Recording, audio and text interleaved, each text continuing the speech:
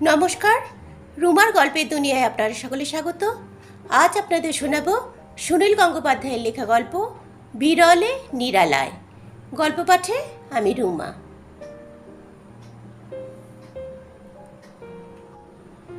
দাড়ি কামাতে কামাতে ব্যথাটা শুরু হলো। শূন্য থেকে হঠাৎ উঠে আসা উল্কার মতন, ঘরে ঘরে দপ করে আগুন জ্বলে ওঠার মতন। এ ব্যথা চিনতে কখনো ভুল হয় না। এক্ষুনি শুয়ে পড়া নিয়ম, এক পাও না হেঁটে, এই বাথরুমের মেঝেতেই। কিন্তু কতকগুলো জিনিস করা যায় না, কিছুতেই যায় না যতক্ষণ জ্ঞান থাকে। মুখের আধখানায় সাবান মাখানো, হাতে রেজার স্টিক। এই অবস্থায় প্রতুল সেনগুপ্ত বাথরুমের মেঝেতে শুয়ে পড়তে পারে না। প্রতুল আয়নায় দেখল তার কপালে এই শীতের সকালেও বিন্দু বিন্দু ঘাম। বাঁ হাতটা অবশ হয়ে আসছে। ব্যথাটা তরঙ্গের মতন একবার প্রবল ঝাপটা মেরে তার চেতনা কেড়ে নিতে চাইছে, আবার একটু ফিকে হয়ে যাচ্ছে যেন। ব্যথার চেয়েও প্রবল একটা রাগ ছড়িয়ে পড়ল তার মাথায়। দাঁতে দাঁত চেপে সে বলল, গড ড্যাম ইট! আমায় ভয় দেখাতে চাইছে। আস্তে আস্তে বাথরুমের দরজার ছিটকিনিটা খুলে দিল সে। তারপর দরজাটা ফাঁক করে রাখলো একটু। অনেক সময় দরজা ভেঙে বার করতে হয়, সে জানে। বন্ধ বাথরুমের মধ্যে এরকম ব্যথা এর আগে অনেককে হানা দিয়েছে। তারপর দাড়ি কামানো শেষ করলো। মাথা নিচু করে মুখটা আর ধোয়া হলো না। ব্যথাটা এবারে তার টুটি চিপে ধরেছে। বুকের তোয়ালেটা মুখে বুলিয়ে সে এক পা করে হেঁটে নিজের শোয়ার ঘরে এলো। বিছানায় চিত হয়ে শুয়ে সে সাদা ছাদ দেখল। সদ্য কালি ফেরানো হয়েছে। ঘরের দেওয়াল ও ছাদ ধবধবে। এই প্রথম প্রতুলের মনে হলো ঠিক হাসপাতালের মতন। বাইরে একটা চমৎকার সকাল। এত ভোরে প্রতুল সচরাচর জাগে না, তাই এইরকম সকাল দেখা যায় না। জানলার গায়ে যে রোদ পড়েছে তা ঠিক এক থোকা আঙুর ফলের মতন। হ্যাঁ, সেই রকমই মনে হয়। বাইরে পাখিটাকেও ডাকছে। ওই পাড়ায় পাখিদের অস্তিত্ব সম্পর্কে কোনো ধারণাই ছিল না প্রতুলের। রাস্তায়, এমনকি বাড়ির মধ্যেও যেসব শব্দ, তার মধ্যে ফুটে উঠছে একটা চাপা উল্লাস। আজ একটি বিশেষ দিন। দ্রুত হাতে চিরুনি চালাতে চালাতে ঘরে ঢুকে রানী বলল, এ কি, তুমি শুয়ে পড়লে যে? প্রতুল মুখে খানিকটা হাসি আঁকল। একটু হালকা গলায় বলল, তোমরা তৈরি হও না, আমি ততক্ষণ কাগজটা পড়িনি। খবরের কাগজটা পাশেই, সেটা তুলে ধরতে হলো মুখের সামনে। এতে মুখ আড়াল করা যায়। ব্যথাটা যেন তার বুক ফাটিয়ে দিয়ে বাইরে বেরিয়ে আসতে চাইছে। সেই রাগের ভাবটা এখনো ধিকি ধিকি করে জ্বলছে মাথায়। তার সঙ্গে একটু একটু করে মিশছে নৈরাশ্য। আজই, এখনই এটা আসার দরকার ছিল। কাল রাত্রিরে কিংবা ঘুমের মধ্যে এরকম হলে কি ক্ষতি ছিল? আজ যে একটা অন্যরকম দিন। মামুন আর টোটো অনেকক্ষণ থেকেই নতুন পোশাকে তৈরি। ওরা ছোটাছুটি করছে সারা বাড়ি কাঁপিয়ে। একবার দুদ্দার করে নেমে যাচ্ছে সিঁড়ি দিয়ে। তমাস করে দরজা ঠেলে ঢুকে টোটো ঘোষণা করলো, মাসিমণিরা এসে গেছে। ঘরে এক ঝলক সোনালি আলো নিয়ে এলো রানীর ছোট বোন বনানী। তার বড় বড় চোখ, তার হাসি মাখা ওষ্ঠে আসে এইরকম আলো। তার অস্তিত্বেই আছে সুস্বাস্থ্যের আভা। সামান্য ব্যাপারেই বনানীর মুখে বেশি বিস্ময় ফোটে। সে দরজায় দাঁড়িয়ে বলল, এ কি প্রতুলদা, তুমি এখনো শুয়ে? কি ব্যাপার? উচ্ছল হালকা গলায় প্রতুল বলল, জানো না, আমার তৈরি হতে ঠিক 2 মিনিট লাগে। তোমার দিদিকে তাড়া দাও। চান করবে না? আমি নদীতে গিয়ে সাঁতার কাটবো। প্রিয় শালিকার জন্য কত কষ্ট করে যে প্রতুল তার কণ্ঠে এই লঘু সুর এনেছে তা আর কেউ জানবে না। তার শ্বাসকষ্ট হচ্ছে। কার্ডিয়াক অ্যারেস্ট বুঝি একেই বলে। বনানী মুহূর্তে মুখ ফিরিয়ে বলল, এই দিদি, আমার ছেলের জন্য জল ফুটিয়ে নিতে হবে রে, আমি ফ্লাস্ক আনতে ভুলে গেছি। একটা সুবিধা এই যে প্রতুল আগে থেকেই এরকম একটা রেকর্ড করে রেখেছে যে সে জিনিসপত্র গুছোবার ব্যাপারে কোনো সাহায্য করতে পারে না। সুতরাং সারা বাড়িতে যে প্রস্তুতি পর্ব চলছে তাতে আপাতত তার কোনো ভূমিকা নেই। ড্রাইভার এসে বলল, দাদাবাবু, একটা ফ্যান বেল্ট নিতে হবে আর একটা অ্যাক্সেলারেটরের তার রাস্তা থেকে। শুধু এইটুকু বলে প্রতুল পাশ ফিরল। রানী খুব মনোযোগ দিয়ে রাস্তায় কি যেন দেখছে। এদিকে একবার মুখ ফেরাতেই প্রতুলের সঙ্গে চোখাচোখি হলো। প্রতুল বলল, রানী। সে বলতে যাচ্ছিল, রানী, সব বন্ধ করে দাও, শিগগির ডাক্তার ডাকো, আমি মরে যাচ্ছি। কিন্তু সে কথা সে বলল না। থেমে গিয়ে একটু সময় নিয়ে সে বলল, আমার পার্সটা তোমার সঙ্গে নিও আর হুইস্কির বোতলটা। এখন সব কিছু থামিয়ে দেওয়া যায় না। এমন চমৎকার শীতের সকালে স্ত্রী, ছেলেমেয়েরা, শালিকা, একজোড়া বন্ধু ও বন্ধুপত্নী বেড়াতে যাওয়ার জন্য উৎফুল্ল হয়ে আছে। এর মধ্যে প্রতুল একবার তার ব্যথার কথা বললেই সব থেমে যাবে। বদলে যাবে রানী আর বনানীর মুখ। বাচ্চারা ঠিক বুঝতেই পারবে না। বন্ধু আর বন্ধুপত্নী মোটেই বিরক্ত বা দুঃখিত হবে না, বরং তারা দারুণ উদ্বিগ্ন হয়ে প্রতুলের খাটের পাশে এসে দাঁড়াবে। এরকম স্বার্থপরের মতন কাজ প্রতুল কখনো করেছে আগে? তার নিজের কোনো কারণে অন্যদের সুখ নষ্ট করে দেওয়া? যদি এমন হয়, ডাক্তার আসে এত সকালে, তাকে আনতে বেশ ঝামেলা করতে হবে। সঙ্গে ইসিজি যন্ত্র। বেড়াতে যাওয়ার প্রোগ্রাম ক্যান্সেলড। সারা বাড়ি থমথমে। সব পরীক্ষা করে দেখা হলো, কিছুই হয়নি। ডাক্তার বললেন গ্যাসের চাপ দিয়েছিল। তাতে অনেক সময় মনে হয় বটে। প্রতুল এত ভীতু, তার এই দর্শনটা সে এতকাল সগর্বে বলে এসেছে।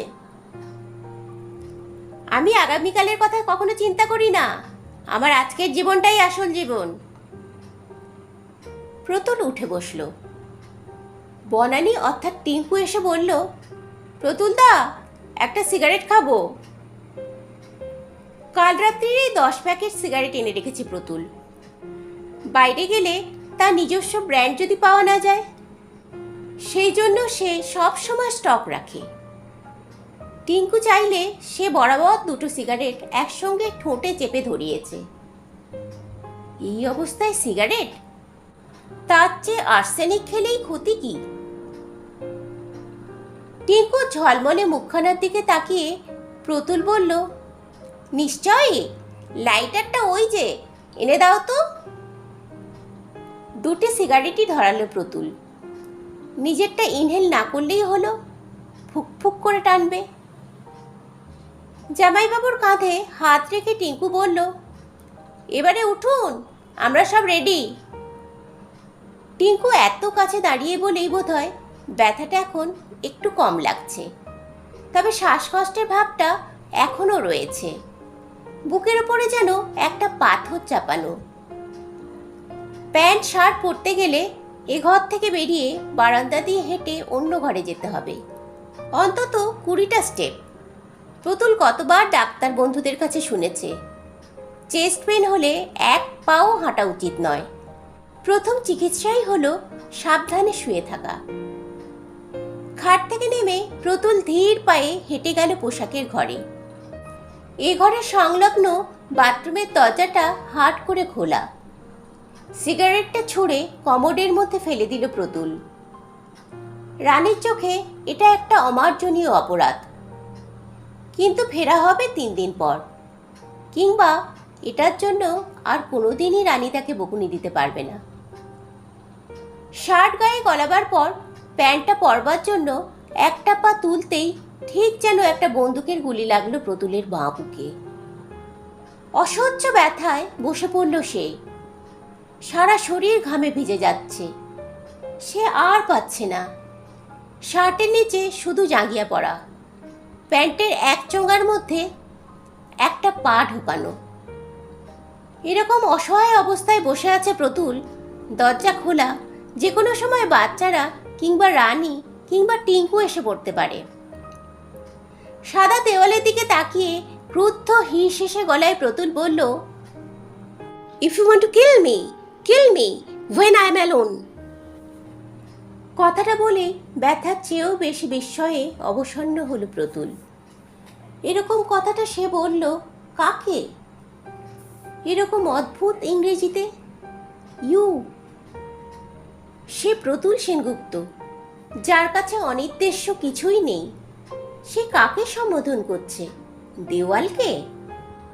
হু the hell is that you? Damn it! তক্ষুনি বেশ দাপটের সঙ্গে উঠে দাঁড়ালো প্রতুল।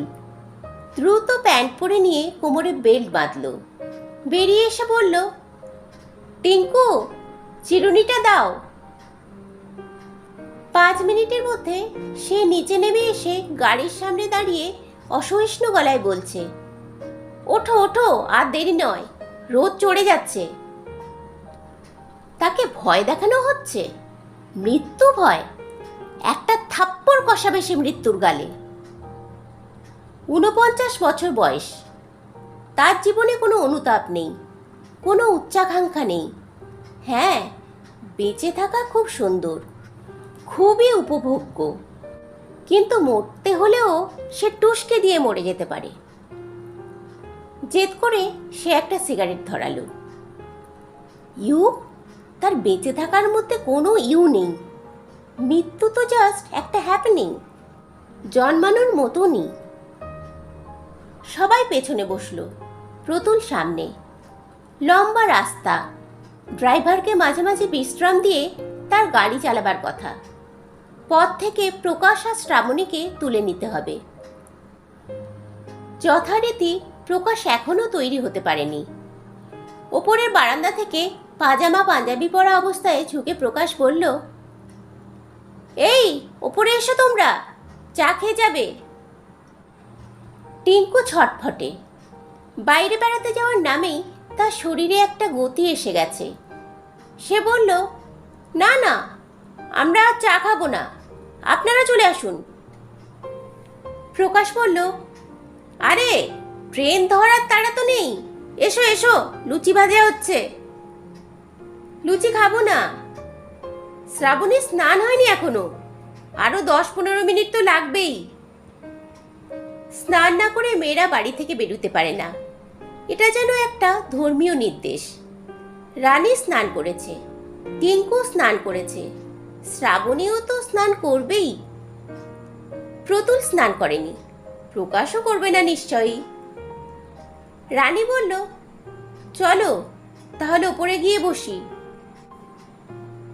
ওপর মানে 3 তলার সিঁড়ি।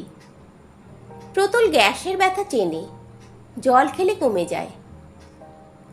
একবার দার্জিলিংয়ে এই অন্যরকম ব্যথা হয়েছিল।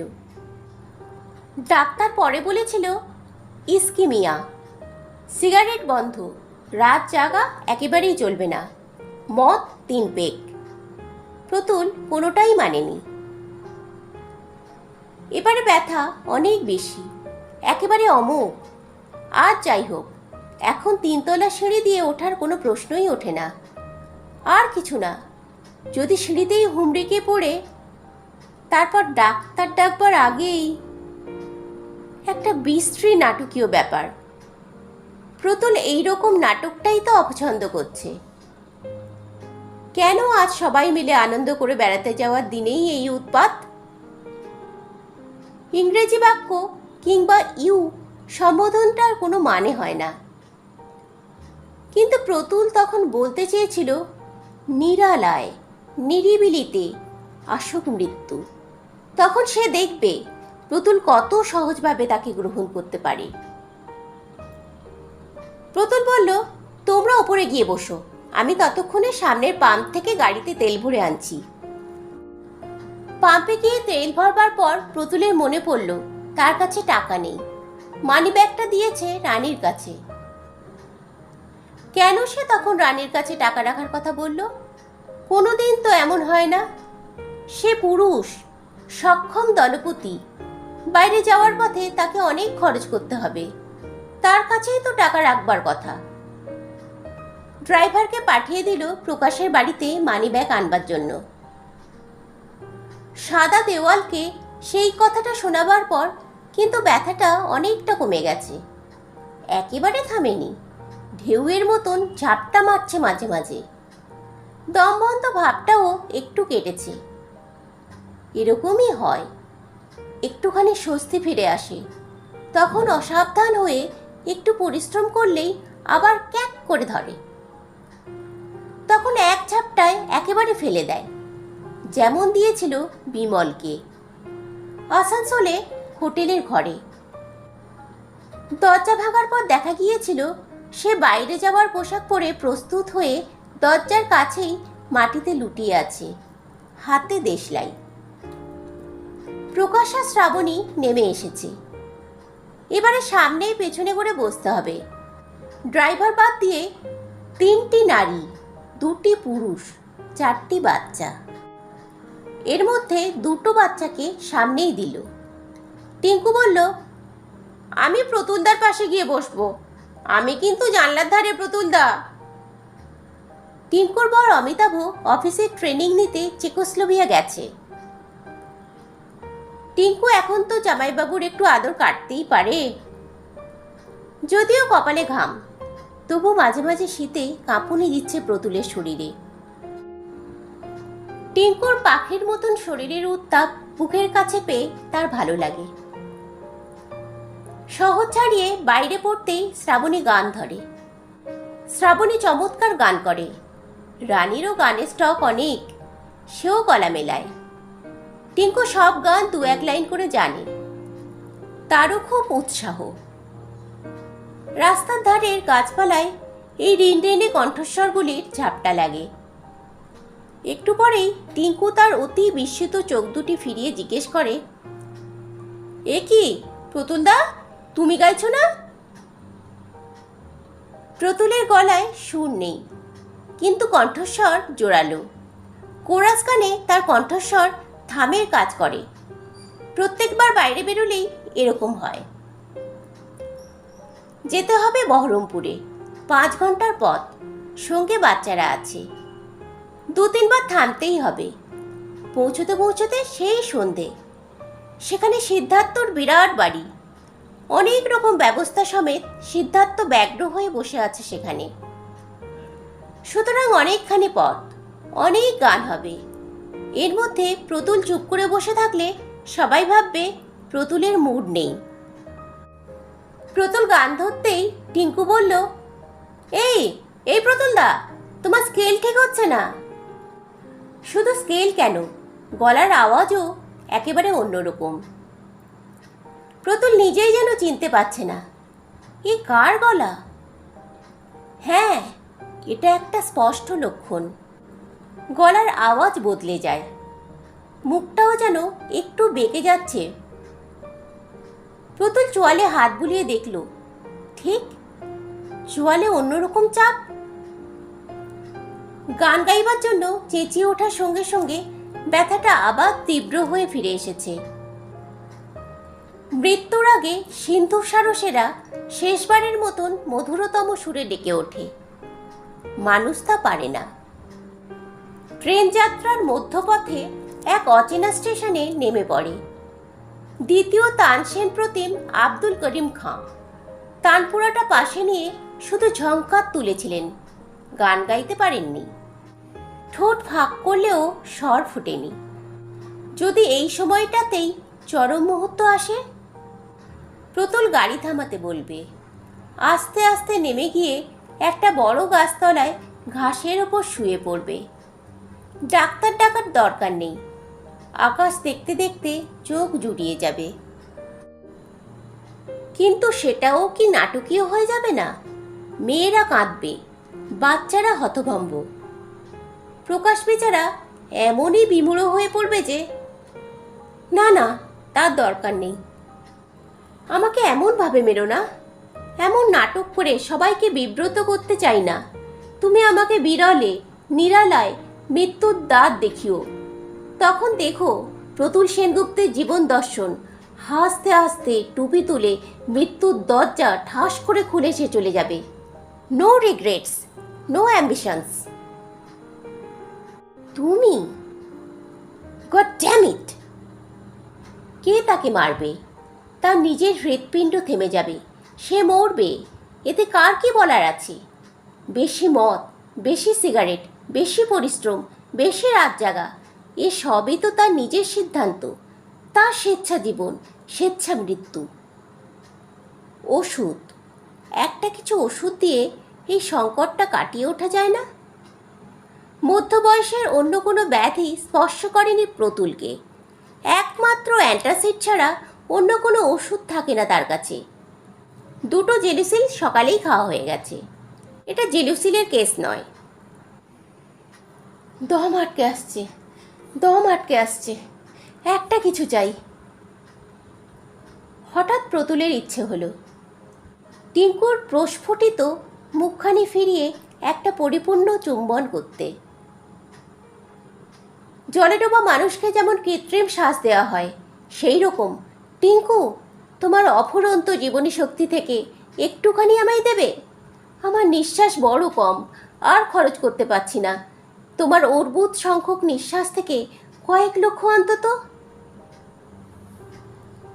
টিঙ্কু যদি অবাক হয়, তাহলে প্রতুল মুখ ফিরিয়ে রানীকে আর প্রকাশদের বলবে, ওগো, আমার সময় ফুরিয়ে আসছে। এখন টিঙ্কু যদি একটা উষ্ণ চুম্বন দিয়ে আমায় বাঁচাতে পারে, তোমরা অনুমতি দেবে? না না, এটাও বড্ড বেশি নাটক। প্রতুল এর কিছুই করতে পারবে না। বিদ্যুৎ চমকের মতন মনে পড়ল আর একটা ওষুধ আছে।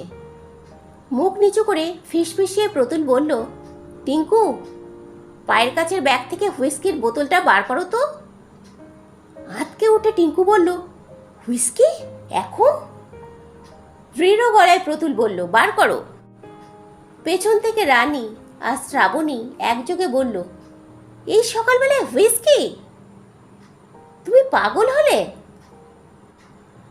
প্রকাশ বলল, আর একটু বেলা হোক, বিয়ার খাবো। আমি বিয়ার নিয়েছি সঙ্গে।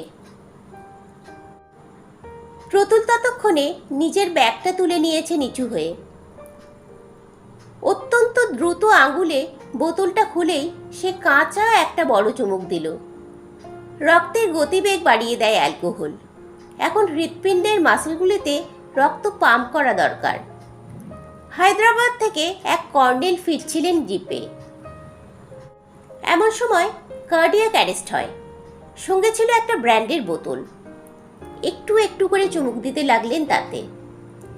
17 মাইল দূরে হাসপাতালে পৌঁছবার পর ডাক্তার বললেন, ওই যে আপনি ব্র্যান্ডি খেয়েছিলেন, সেই জন্যেই বেঁচে গেলেন। কে যেন বলেছিল গল্পটা? পেছনের সিটে সকালে হুইস্কি বিষয়ে প্রবল সমালোচনা হচ্ছে। আর একটা বড় চুমুক দেওয়ার পর মুখ ফিরিয়ে হাসি মুখে প্রতুল বলল, আমার যখন যা ইচ্ছা হয় তাই করি। জানো তো, শুধু শুধু আমায় বারণ করে কি লাভ? সারা রাস্তায় যখনই ব্যথাটা বাড়ে, প্রতুল একটা করে চুমুক দেয়। ফলে তার ঠিক নেশা না হলেও শরীরটা হালকা হয়ে যায় আস্তে আস্তে। মাথাটা টলটলে। ঠোঁটে হুইস্কির স্বাদ থাকলে সিগারেট টানতেই হয়।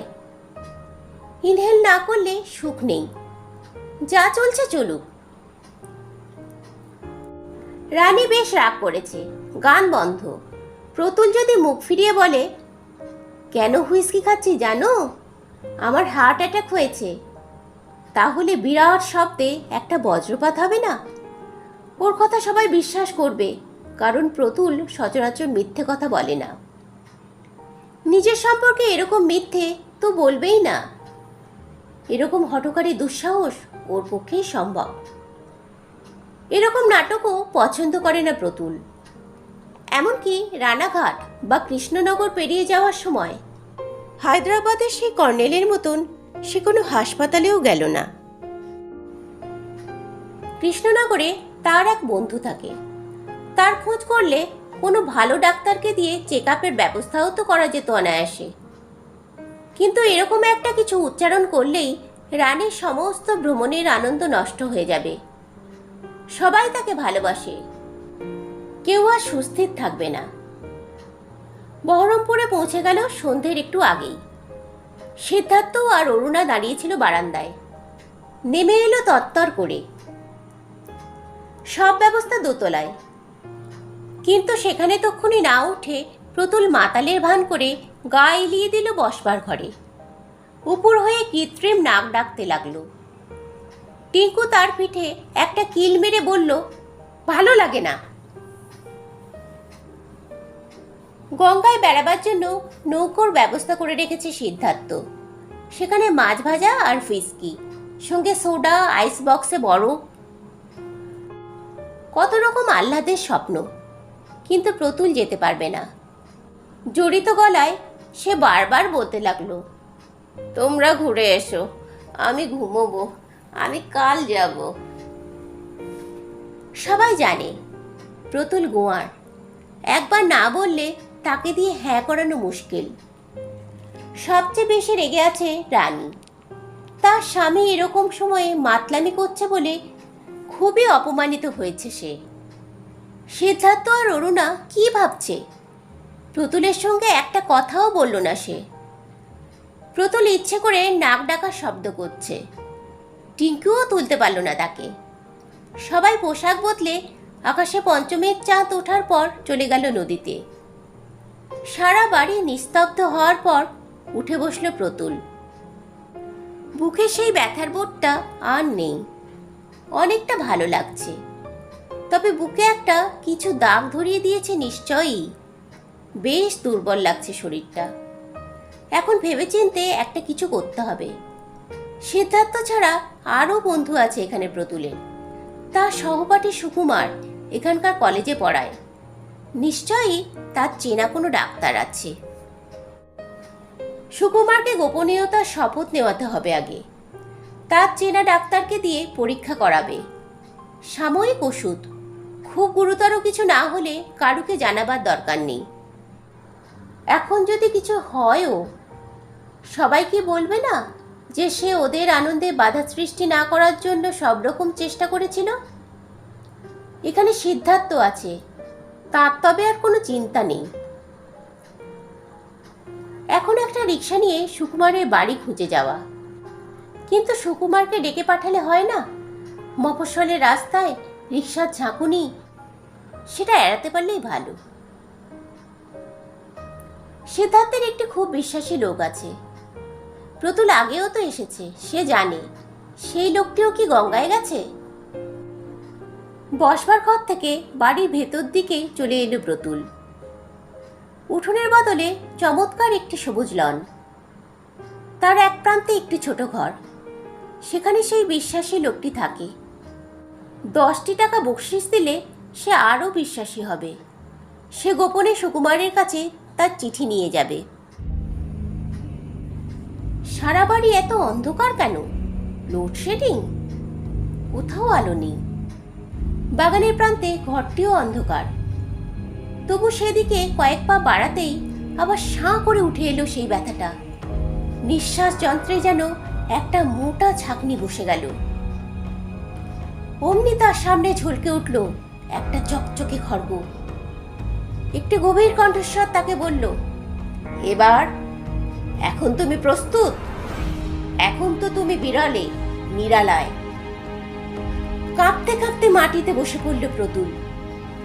পরাজিত সৈনিকের আত্মসমর্পণের ভঙ্গিতে হাঁটু গেড়ে তার সারা শরীর কাঁপছে। এখন এখানে কেউ জানতে পারবে না। ওরা সবাই গঙ্গায়, নৌকোর ওপরে গান গাইছে, জলে ছলোচ্ছল শব্দ। শেষবারের মতন সে রানীকে দেখতে পাবে না, ছেলে মেয়েদের না, টিঙ্কুকে না, বন্ধু বান্ধবদের না। রেল লাইনের ধারে পলায়ন পর স্মাগলারের গুলি খাওয়া দেহের মতন সে পড়ে থাকবে এই উঠোনে? সে ভয়ঙ্কর কাতরভাবে বলতে লাগলো, না না, বাঁচিয়ে দাও, এবারকার মতন অন্তত, প্লিজ সিগারেট ছেড়ে দেবো, প্লিজ। হে মৃত্যু, আমি তোমার পায়ে ঝরছি, আমি তোমার সামনে নাকে খত দিতে পারি, তোমার নোংরা পা ধোয়া জল খেতে পারি, বাঁচিয়ে দাও, বাঁচিয়ে দাও, অন্তত এবারকার মতন। এখানে তার কাপুরুষতার কোনো সাক্ষী নেই বলে ফুপিয়ে ফুপিয়ে কাঁদতেও শুরু করলো প্রতুল। কম্পিত গলায় বলতে লাগলো, আর একবার সুযোগ দাও, অন্তত আর একবার।